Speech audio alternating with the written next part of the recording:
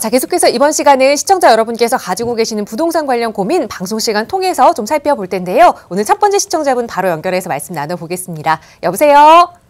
여보세요? 네, 안녕하세요. 네네네. 네, 시청자님 오늘 어느 지역 부동산 이야기 좀 자세히 나눠볼까요? 부가현 3구역이요. 네. 전망하고 네. 세금 부분하고 상계 2구역하고 좀 알아보려고 그러거든요.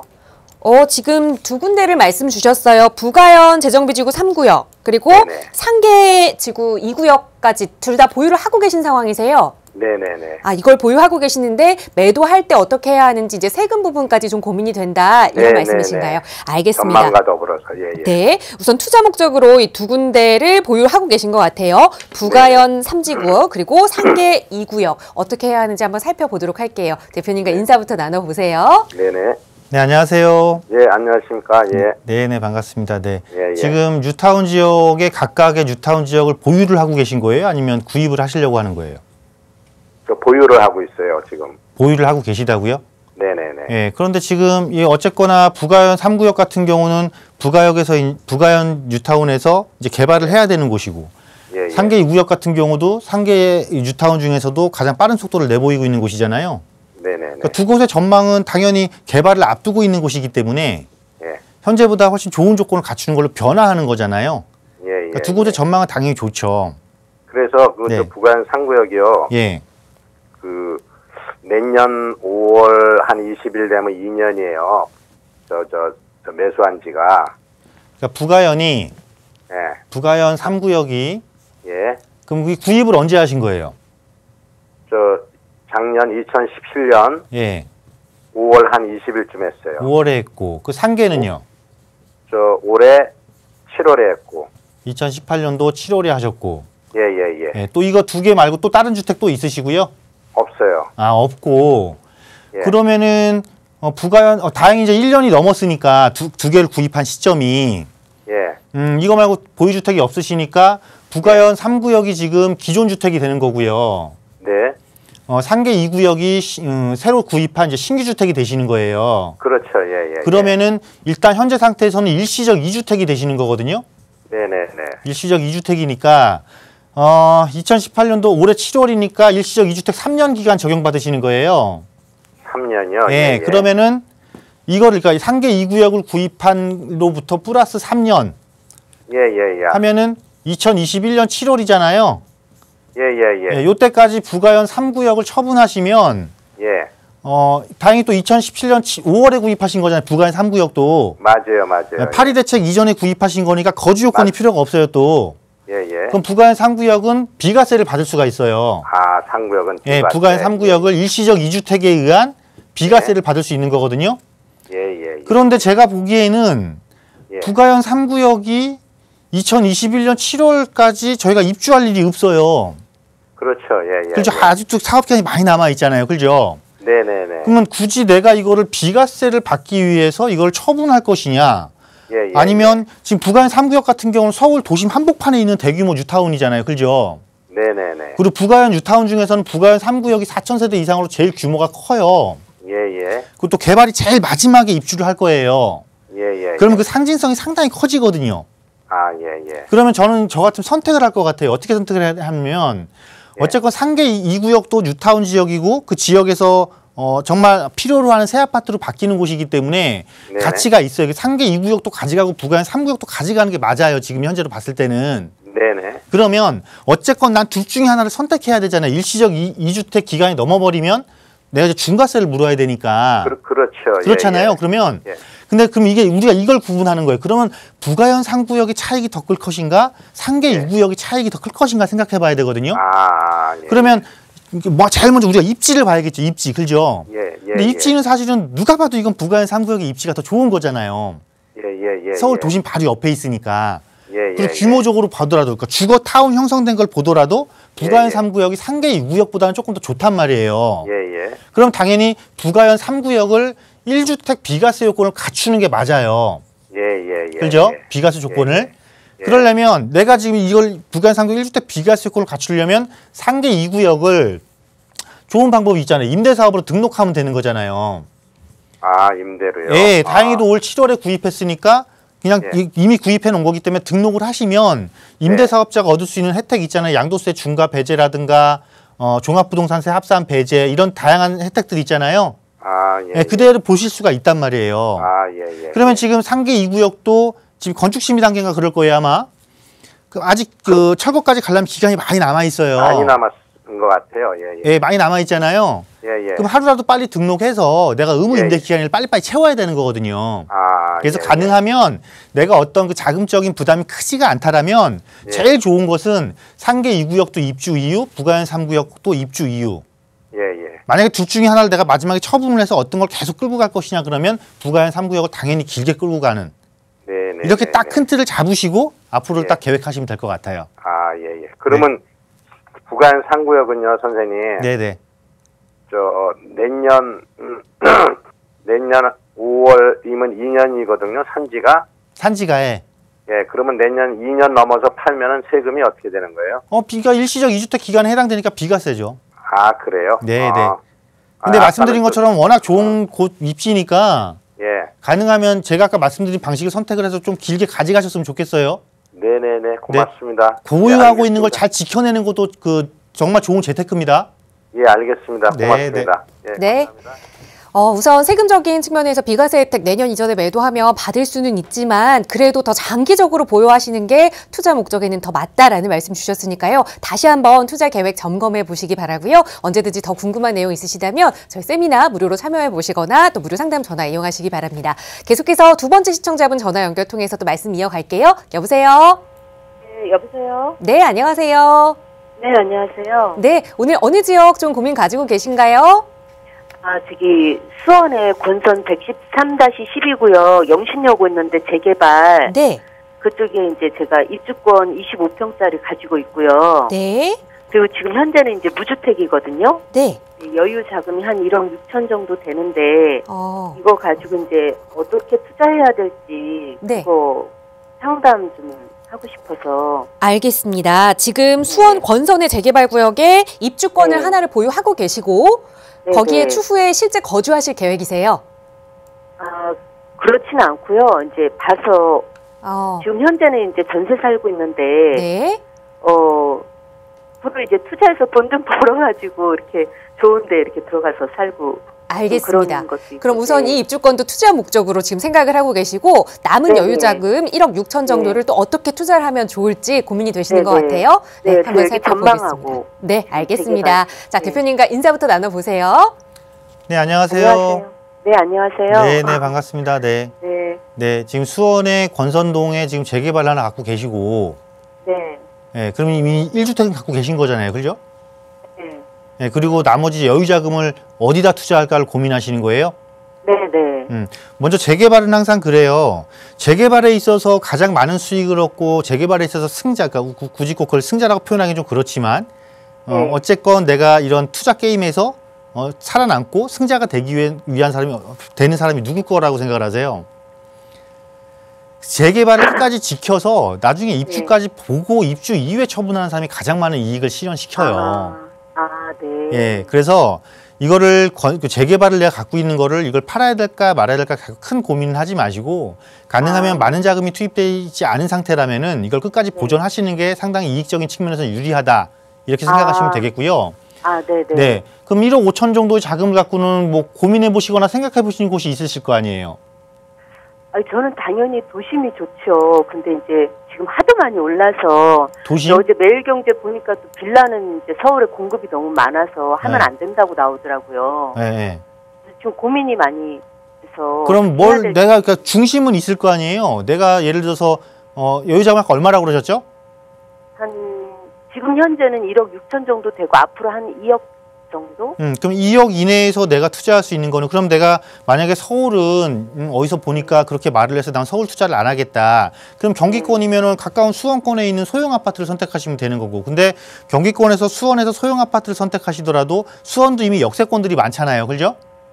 네, 역세권 중심으로 들어가시면 되는 거고. 어떤 의미에서 서울에 다세대 공급이 많다라고 했는지 모르겠지만 서울을 공략하는 방식은 다양해요. 그리고 만약에 이 다세대라는 게 서울의 공급량이 많다? 그러면 반대로 그럼 다세대가 경기권에는 경기권의 공급량은 어떨까 생각해 봐야 되거든요. 서울의 공급량이 많으면 경기권의 공급량이 훨씬 더 많아요. 왜냐하면 기본적으로 딱 토지 가격 자체가 저렴하기 때문에 항상 우리가 이런 걸 투자할 때 왜 자꾸 서울 쪽으로 투자를 하세요라고 말을 하고 유도를 하는지 생각해 보시면은 결국은 공급량을 먼저 따지기 전에 우리가 토지의 가격부터 따져봐야 되는 거예요. 서울은 토지의 가격이 시간이 가면 갈수록 타 지역에 비해서 타 지역이 예를 들어서 50이 오른다라면 서울은 기본적으로 7, 80이 상승을 해요. 토지의 가격이. 그래서 추가적으로 내가 공급을 하고 싶어도 상당히 기본적으로 공급량의 제약을 받으면서 공급이 이루어지는 구조를 갖고 있고 경기권에는 기본적으로 공급량이 언제 어디서 얼마만큼 터져줄지를 몰라요. 상당히 많은 공급량이 대기하고 있는 곳이 바로 경기권이다라고 보시면 돼요. 그래서 굳이 내가 만약에 서울의 역세권에 투자할 것이냐 경기권의 역세권에 투자를 할 것이냐 놓고 본다라면 경기권의 역세권에 투자를 해도 이익은 있지만 그 이익의 크기는 결국은 공급량이 상당히 제약을 받으면서 공급을 해주고 있는 서울 쪽의 공급량이 서울의 이익이 훨씬 더 크다라고 보시면 되겠고 그 정도 자금이시면 서울의 용산이나 강남권의 소형주택도 얼마든지 공략을 가능하신 금액이세요. 그래서 어떤 한쪽의 이야기만 듣고 그쪽에 편중돼서 시각을 내가 닫지 말고 조금 더 분석력을 키우셔서 왜 이곳에 투자를 해야 되는지만 해야 내가 알토란 같은 이익을 얻을 수 있는지를 조금 더 공부해 보실 필요가 있을 것 같아요. 듣고 계시죠? 빌라 말씀하시는 건가요? 그러니까 서울에서는 어차피 지금 2억 미만으로 아파트 투자는 힘들어요. 그러면 서울에서 내가 소액으로 그 금액 밑으로 들어갈 수 있으면서 미래 가치가 높은 곳을 선택해야 되는 거잖아요. 그럼 서울에서 미래 가치가 높은 곳이라는 건 뭐겠어요? 서울에서 가장 많은 수요자들, 서울 지역뿐만 아니라 그 지방 지역, 외부의 전국에서 관심을 가질 수 있는 지역, 그것이 바로 강남 아니면 용산이잖아요. 이런 지역들이 지난 10년 전, 20년 전에 비해서 가격이 얼마만큼 뛰어올랐는지 생각해 보시고 접근을 하시는 거예요. 항상 우리가 투자를 할 때는 가격이 비싼 지역이라고 투자를 안 하는 게 아니고 그 가격이 비싼 지역의 10년 전, 20년 전의 패턴을 봐서 다른 지역보다 이 지역이 왜 더 많이 올랐는지를 공부를 하고 분석을 하고 그 지역에 투자를 해야지만이 내가 앞으로 또 10년 뒤에도 다른 어떤 곳에 투자한 것보다 높은 수익을 얻을 수가 있는 거예요. 아시겠죠? 네. 지금 관망하라고 많이 나오잖아요. 뭐라고요? 많이 이제 떨어진다고. 시세가 좀 떨어지니까 네. 이제 좀 관망하라고 이렇게 많이 자, 지금 최근 3년 새에 가장 많이 오른 게 뭐예요? 아파트요. 아파트잖아요. 네. 아파트는 최근 3년 내에 평균 50%가 올랐어요. 당연히 평균 3년 내 평균 50%가 올랐으니까 오른 가격에 대한 스트레스가 쌓여있고 부담이 쌓여있으니까 얘는 조정 단계에 들어가는 게 맞고 그럼 네. 아파트와 비아파트의 지금 가격 격차가 사상 최대예요. 얘는 조금 내려오고 얘는 조금 올라가면서 가격 격차가 또 형성이 되겠죠. 그러니까 전체적인 시장 흐름을 보셔야 되는 거예요. 편중된 시각으로 보시면 안 되고. 이런 것들을 세미나 시간에 오시면 조금 자세하게 설명을 드릴 수가 있습니다. 네, 알겠습니다. 네. 한번 가볼게요. 네. 네, 우선 가지고 계시는 입주권은 계속 끝까지 입주할 때까지 보유하시는 것, 그리고 투자처로는 다세대 주택에 대한 좀 불안감을 가지고 계셨던 것 같아요. 하지만 서울 도심권에 있는 공급이 부족한 다세대는 투자해볼 만한 가치 있다라는 말씀드렸으니까 다시 한번 그 방향 설정해보시는 게 좋을 것 같습니다. 자, 시청자 여러분들의 부동산 관련 고민 상담 아래 나가고 있는 번호 통해서 무료로 도움드리고 있고요. 이번에는 문자 주신 내용 하나 살펴보겠습니다. 뒷번호 2113번 쓰시는 시청자분께서 일산에 거주하고 있는 신혼부부입니다. 지금 전세로 거주 중인데 여유 자금이 3천만 원 정도가 있습니다. 부동산 정책 큰 흐름을 볼 때 내 집 마련 계획과 투자 계획을 어떻게 세워야 할지 너무 고민이 많습니다. 전문가님의 의견 부탁드려요 라는 말씀 주셨거든요. 신혼부부시고 지금은 전세 거주, 여유 자금 한 3천만 원 정도 있으시대요. 어떻게 하면 좋을까요, 대표님? 네, 우선 신혼부부시니까요. 신혼부부 특별공급 물량을 적극적으로 좀 노려보세요. 또 일산이라고 하셨으니까 물론 일산이 신도시이기 때문에 주택 가격이 그렇게 상승폭이 크지 않은 그런 단점은 있지만 어쨌건 그것도 이제 1기 신도시로서 주택이 노후화가 진행이 되면서 새 아파트에 대한 그 이주 수요까지 자체적인 이주 수요뿐만 아니라 그 기대 심리까지 상당히 반영이 돼서 향후 일산 지역의 주변 지역에 들어서는 새 아파트들에 대한 프리미엄은 일정 부분 형성이 될 겁니다. 현재도 그렇게 하고 있고요. 그래서 그 중에서 지금 좋은 조건인 거잖아요. 신혼부부의 특별공급 물량이 이달부터 공급량이 기존 대비 2배로 늘어났거든요. 그래서 그런 것들을 적극적으로 공략을 해보시면서 특히 뭐 대공역세권이나 장강지구의 공공택지지구에는 이 젊은 신혼부부들을 위한 그런 공급 물량이 지금 예정돼 있는 곳이기 때문에 이런 부분을 적극적으로 노려서 청약시장을 노려서 내 집 마련을 계획을 해보시고요.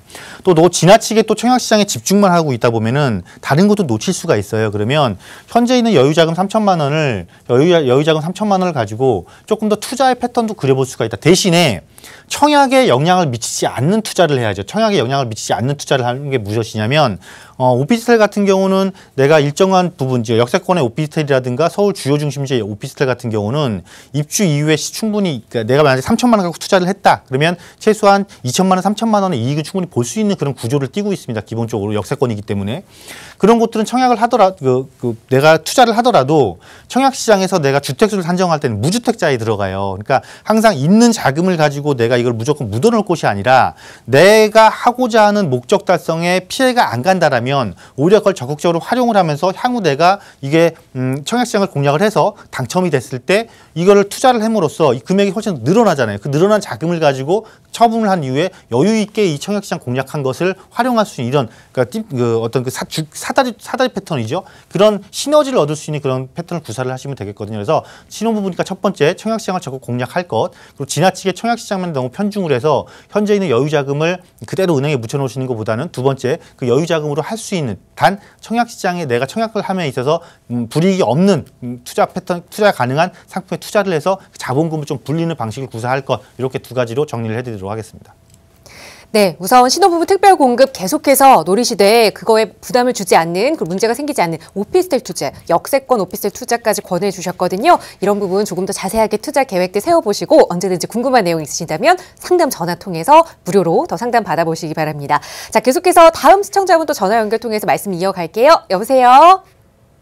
여보세요? 네, 안녕하세요. 네, 안녕하세요. 네, 시청자님 오늘 어느 지역 부동산 이야기 좀 나눠볼까요? 혹시 응암동에 백년산 힐스테이트 1차 네. 좀 향후 전망이랑 저희가 저기 신혼부부 아들인데 네. 들어가서 살 예정인데 향후 어떤지 좀 알아보고 싶거든요. 네, 알겠습니다. 은평구에 위치한 응암동 백년산 힐스테이트 1차 아파트, 이거를 이제 아드님 신혼부부의 거주 목적으로 좀 보고 계신 상황인 것 같아요. 지금 매수해도 괜찮을지 한번 살펴보도록 하겠습니다. 대표님과 인사 나눠보세요. 네, 안녕하세요. 네, 안녕하세요. 네. 반갑습니다. 네, 아드님 그 신혼집으로 생각을 하시는 거예요? 네. 네. 근데 백령산 왜 1차를 선택하신 거예요?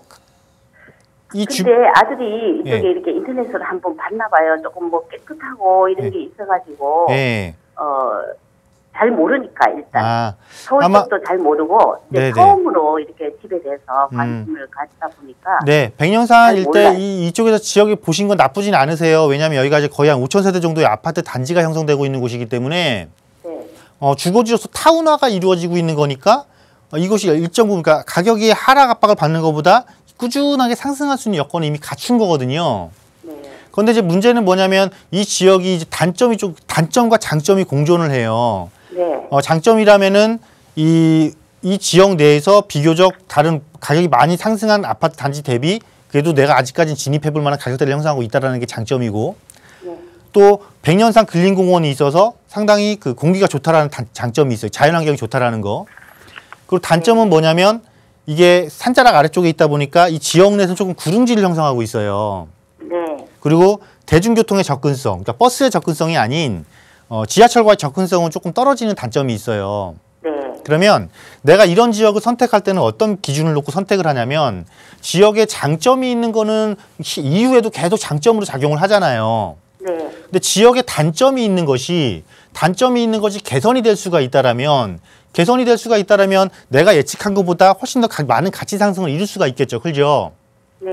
다행히도 여기는 세전역에서 이렇게 나와서 명지대를 지나서 나중에 향후 여의도까지 들어가게 될 서부선 경전철이 예정이 돼 있어요. 근데 이 서부선 경전철이 딱 들어오게 되면 이 어디가 역세권 단지로 바뀌냐면 아까 그 힐스테이트 1차 말씀하셨잖아요. 1차 말고 3차가 초역세권으로 바뀌어요. 그 앞에 여기 들어서게 되거든요. 그러면 어차피 지금 입주 연도도 비슷비슷할 것이고 가격대도 아마 비슷비슷할 거예요. 현재는. 근데 이게 역세권이 이 서부선 경전철이 들어와서 실제 여기 생기게 되면 역세권의 초역세권과 좀 도보로 조금 이동해야 되는 역세권의 가격 차이 나기 시작해요. 네. 그러면 지금은 가격 차이가 없을 때 이 역세권으로 바뀔 곳을 들어가 있는 게 나한테는 유리한 거잖아요, 훨씬. 네, 그래서 가격 대비 이쪽 지역을 선택한 건 나쁘지 않으셨고, 그리고 단점이 개선되면서 이 개선되는 효과를 월등히 조금 누려볼 수 있는 1차보다는 3차를 조금 보시는 게 낫겠다. 이렇게 정리해 드릴게요. 아, 한 가지만 저도 봉천동에 혹시 네. 벽산 블루밍 1차 이쪽이랑 어떻게 어느 곳을 그러니까 이거는 접근성의 문제예요. 그곳은 아무래도 봉천동 자체가 강남의 접근성이 조금 좋잖아요. 네. 그런데 그것도 사실은 가격 상승률이 크고 많이 이루어지는 단지는 아니에요.